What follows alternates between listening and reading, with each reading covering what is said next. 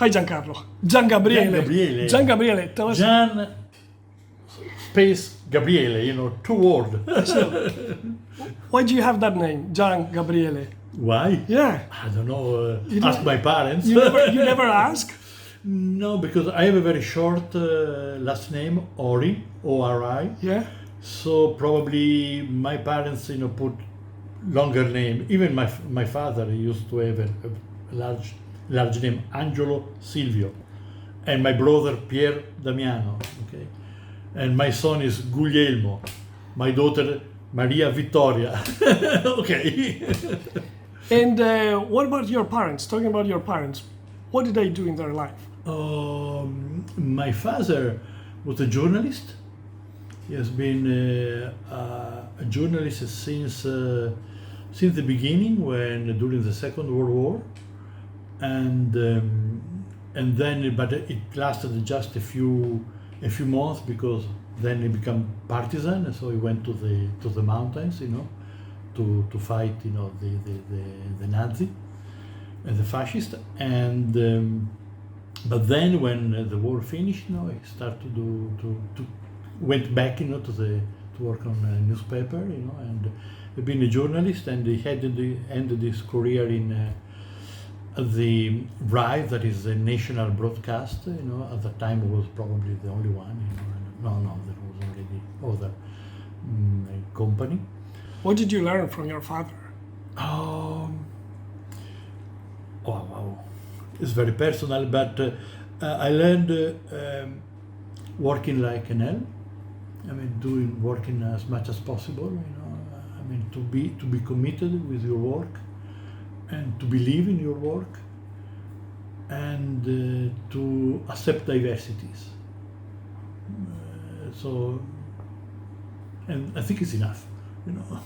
What about your mother? What did you learn from your mother? Oh, my mother was my it's a nice story, because my father was from a Catholic family, really Catholic, and my mother was from a family of socialists and anarchists. I have an uncle that has been a large part of his life in prison, because he was an anarchist. And to be an anarchist during the fascism, you can understand, it's not a piece of cake, and so it was actually a nice education. From one side, some Christian Catholic mentality, from the other side, libertarian mentality, and I think that both my brother and myself, took a lot, from this strange mixture. Gian Gabriele, you study in Italy, you say Liceo Classico, which is a form of high school. Is that right? Yeah. Is a high school where you are devoted to study Greek and Latin, and you study literature of the last 1,000 years, and poetry and poems.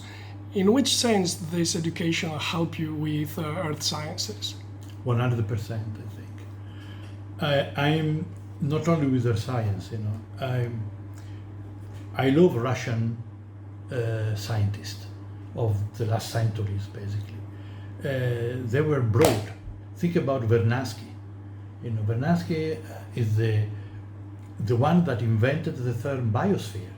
So it catches the idea of biosphere, just a sphere, a geosphere controlled the biosphere, controlled by the atmosphere. So, and then also invented, the geochronology. Geochronology has been started by Vernadsky. Popov, another one that started, the pedology, the soil of science, the science of soil. And I really think that these guys have been able to see complex things just in one single problem, because they started their career, their education, studying, reading Tolstoy, Dostoevsky, listening to Rimsky-Korsakov, and so on. And you can also listen to, I don't know, the Beatles, okay, fine, but they really got a broad and deep culture about that. I think that we scientists are missing something, if we are not approaching, this philosophy and ancient Greek, it's fantastic. We own everything from Greece, from ancient Greece. Gian Gabriele, after your studies in the social studies, how did you end up in geology? Okay, well, humanities. I end up. I never thought to be a scientist, and my idea was, as a kid, was to do the explorer.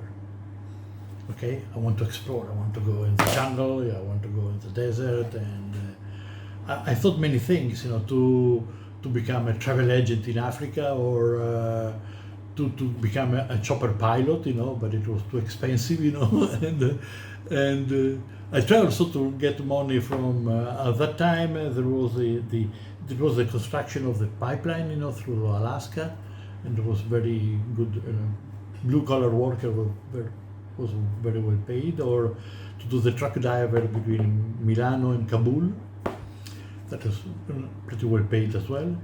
But then I said maybe I will start to do geology. That it seems that I can travel in doing geology, building dams or something like this around the world. But I was so bored, I was said, okay, I have to give up. I'm not good for university. Then I got the maximum marking, for paleontology. I said, oh, I'm so good in paleontology. Okay, I may try to go ahead. And so I continued, and I'm now a geologist. Yeah. Where did you study? I studied in Bologna for my bachelor. Then I moved to Cambridge, where I did the postdoc as well, working in Spain with Peter Friend, fantastic professor, fantastic supervisor. So tell us about the inspirational people that allow you to move forward in your career and forge your geological thoughts. Okay, of course, but my two supervisors. One is Franco Riccilucchi from the University of Bologna, and Peter Friend from the University of Cambridge. These two guys, basically, no one taught me, but they told me geology. They speak me about geology. It was not. It was a very simple and subtle, way to learn how to do geology, and the approach, the physical and the mental approach. Yeah, basically these two persons. Then there are, of course, a lot of other people that. Another great person was Vic Becker, that was my supervisor when I went to work at the University of Arizona, at the U of A, and this is a real genius. And also he has a very nice thinking, very detailed thinking about the way in which geology must be done. But one of the things that actually Riccilucchi told me, I don't know if Riccilucchi or Emiliano Mutti, but one of the two is doesn't make any difference. Paul McCartney or John Yeah, exactly. They told me, and I say this, to my student, geology is not a Galilean science. You cannot make experiments of the Earth, of the making of the Earth. So it's an historical science. And then I read Konrad Lorenz, the famous inventor of ethology, and he wrote something like similar. You are reductionist if you are just are making so little slice of science that you can easily quantify. If you want to have a broad approach, an holistic approach, you cannot quantify. You cannot quantify the brain, maybe so far, then in the future maybe the brain, the working of the brain or the working of the eyes, like many biologists do. And so the wrong thing is to just, get into little things, a a component of this thinking of the site, and then quantify this. So this is a reductionism. You have to look at broad. And this is one of the reasons probably, but I realized it later, because I start to move to planetary science. Because, gosh, I have the experiment, another Earth experiment.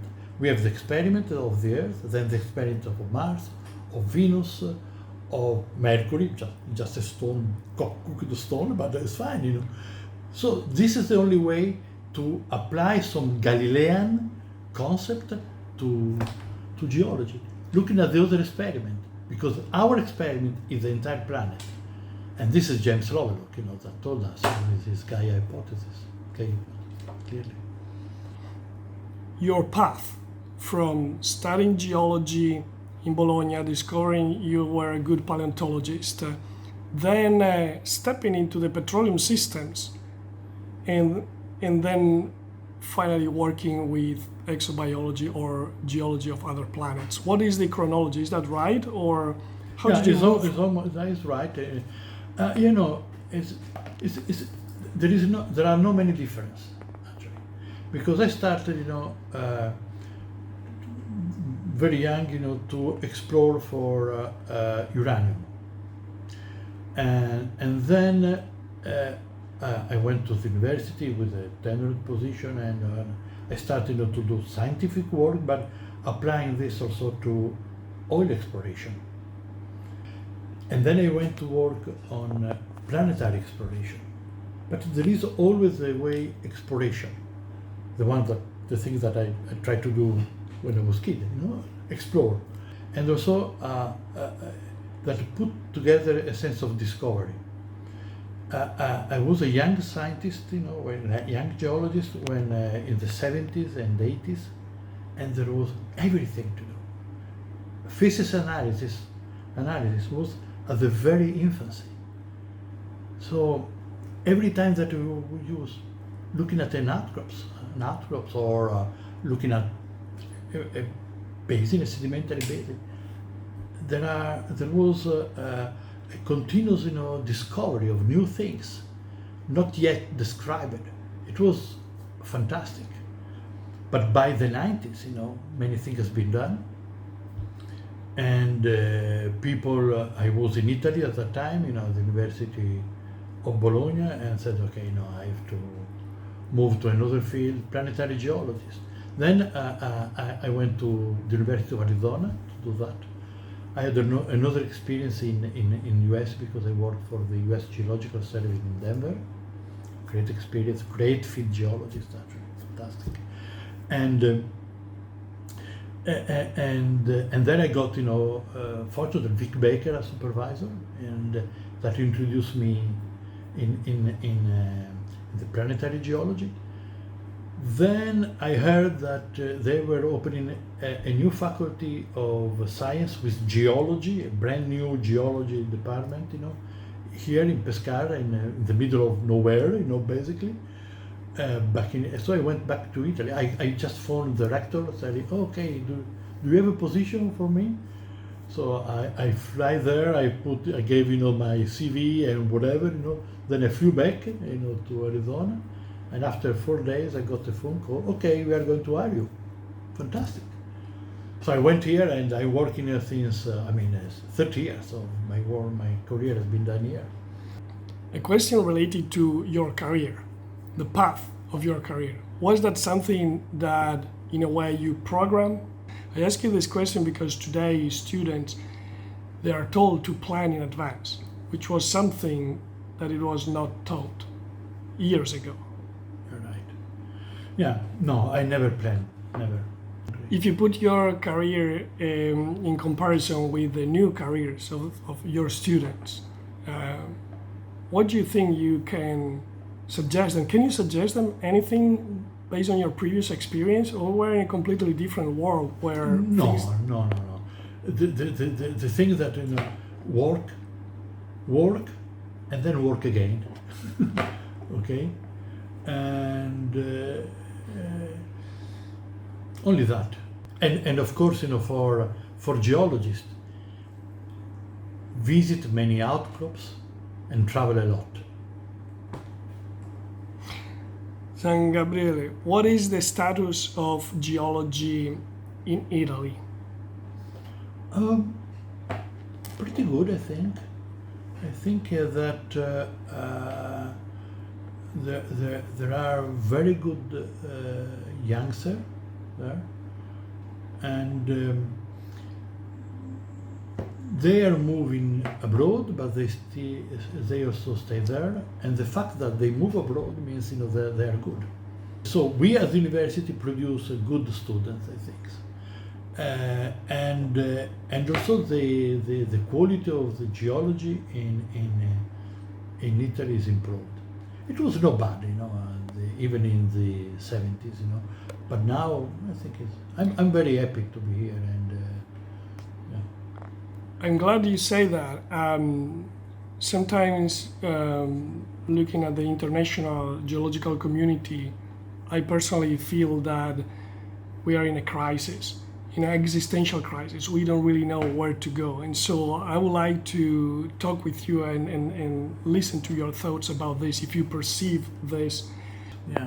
Yeah, we are of course, geology in general terms is in crisis. Working in planetary geology now since the 90s, early 90s. I cannot feel very well, this crisis, because the planetary exploration is exploding now. So there is a lot of things to do. There are new discoveries to be done. And it's very exciting, and there is enough money, to do that. I think that we have to tell a lot in environmental geology. I think about what the concept of a graded river. For us is a very simple concept. A river tends to have the minimum consumption of energy. If you do whatever you do from the engineering point of view to a river, we are modifying this. So you destroy, this attempt, to become. This is something that is in the mind of geologists, but it is not in the mind of politicians, some other things. You have been the head of the department at the very beginning here in Pescara? Yeah, I've been. So that was not for long, because. Was that enough for you to write down a plan on what to teach to the students, or you didn't reach that moment? I reached that moment in a little bit late, because at the beginning there was I remained head of the department for short, because I was more attracted in doing scientific things, and at that time I have to also to move from sedimentology on Earth to planetary science, and it was just a parenthesis. It was an amazing experience, because dramatically I became like a PhD student again, because I went to a community that. Yes, some of the geologists know me, a couple of papers, but I was unknown into that, so I have to rebuild my reputation. Very humble, fantastic. So I have to work a lot, Then, but I did this, when the planetary exploration was active in Europe. When I moved from US to Europe, there was no geologist almost at all, virtually no geologist in Europe. It was Agustin Ciccarro in Isa, one, but it was actually a pupil of Philippe Masson, that was the only real geologist in Europe, that he was in France at Paris Sud. Just because he had been in NASA for a long time, before. And I remember I arrived here, looking around. So I have a person that was helping me at that time, and asking, "Sorry, Antonio, I heard about this Italian space agency. why you don't call them and ask if they're doing something, you know, something like that. Fortunately, they at that time they just have a call, you know, for even surface analysis, you know, applied. I got the money, so I started very well, you know.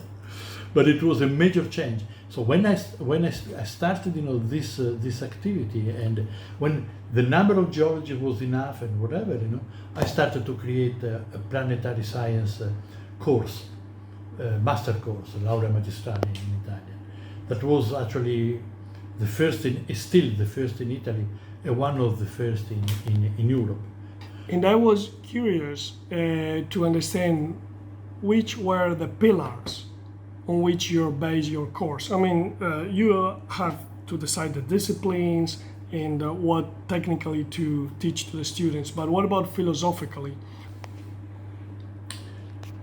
The situation in Europe is totally different from the situation in the used to be, because in US the planetary exploration started with the moon, just before, you know, to have the Hubble or to have a powerful telescope. Americans went to the moon.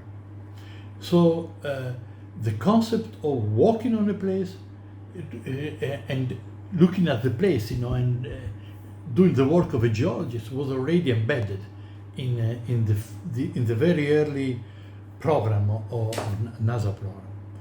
In Europe, the planetary exploration, the space agency, and whatever were based on astronomical and astrophysical work. There were no geologists. Some geologists in Italy, for example, start to work on lunar samples. They are very good, you know, but then they understood that before to see Europe to be in the business of planets, you know, it would last a lot. So at that time there was a lot of geologists working, just really few, and I started from scratch basically. I was one of the first to be part, along with Philippe Masson, of course that it was much older than me, to be part of the decisional chain of the European Space Agency, you know, and this is something that happened, you know, in the late 90s. Okay, so a little bit, no more, 25 years ago, something. Well, 27 years ago, something like that, you know. So the philosophy is that the bulk of planetary science is geology, or earth science, geology, mineralogy, petrography, petrology, and what else. Because, like, you know, the study of the Earth is done by geologists. So the study of Mars must be done by geologists. It was not a very simple, an accepted concept in the 90s in Europe.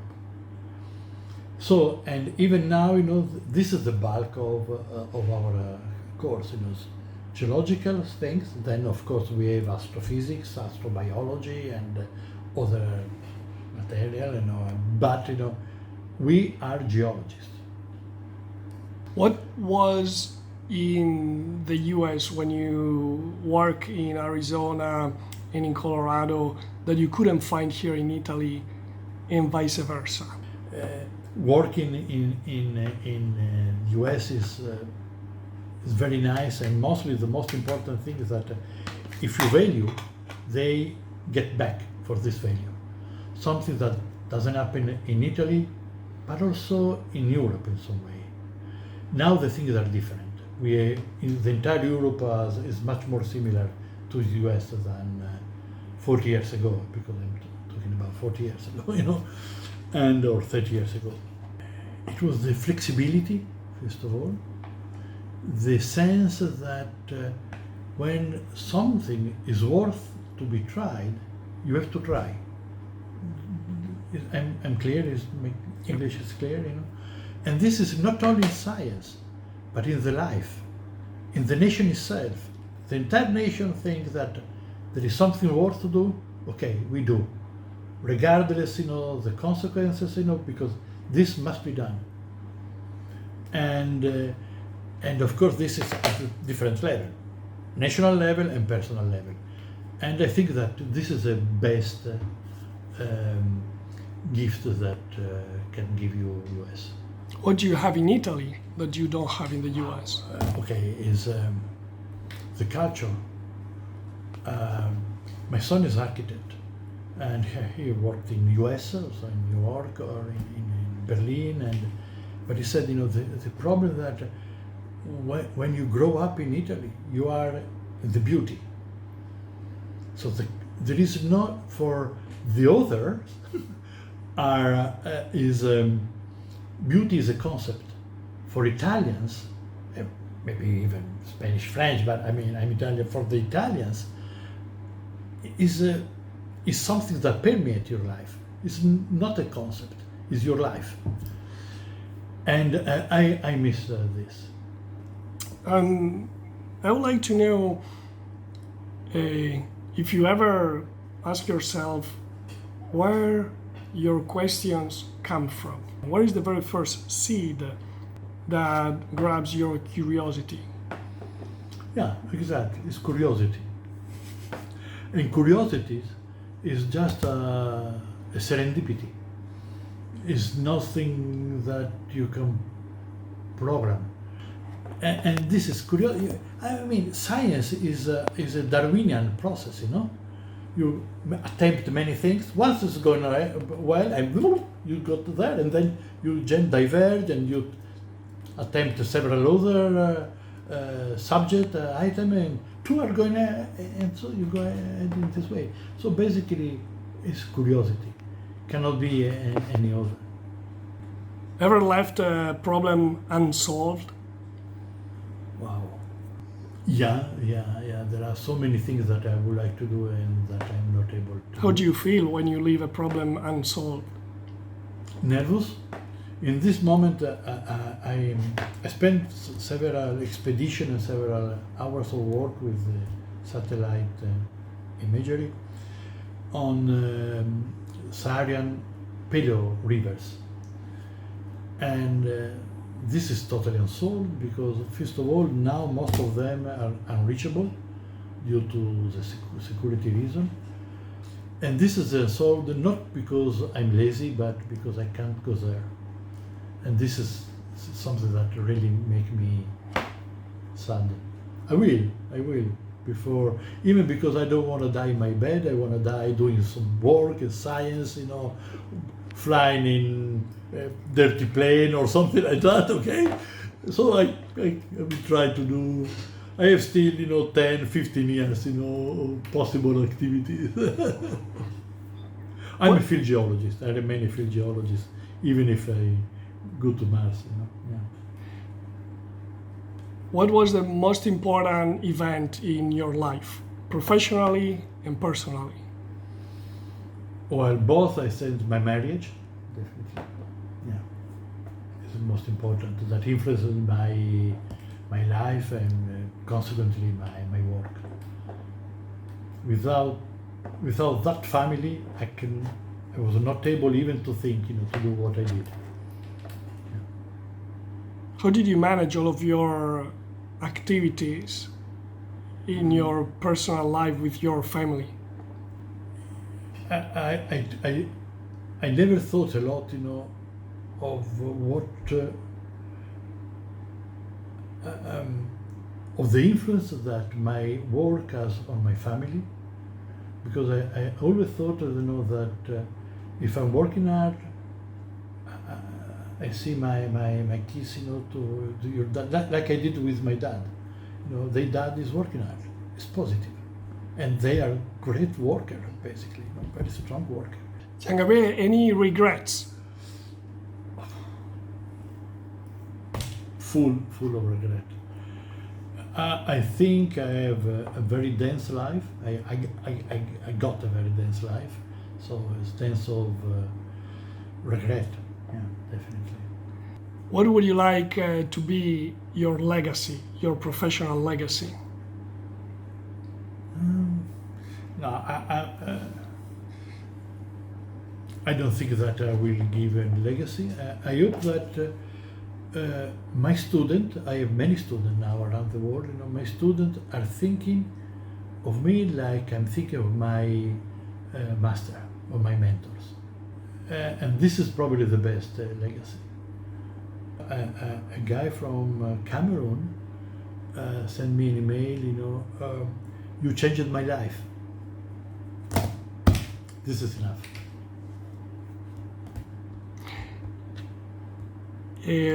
What do you make, all things considered, the balance of your life at this moment in your life? Positive. I have a nice family. My kids have a nice job, they're, my wife she's still happy with me, I've done many things here in Italy and also abroad, and I leave something, when I will retire, from I will continue to work, of course, but not deeply involved and with responsibility. So no, it's positive, and but if I go look back, sometimes with my wife we are looking back and said, that it has been extremely tiring. Gian Gabriele, is there anything you want to add? A suggestion to my students, not to the other, but just to my students, work hard and spend something of yourself. Don't be afraid to not spend something. Do you know the Merchant of Venice? The Mercante di Venezia, the Shakespeare. Don't be afraid. Give a piece of you. Don't worry. They go back in some way. Even if they don't, Hakuna Matata. Thank you, Gian Gabriele. That's nice. You are like you are a good interviewer. Say.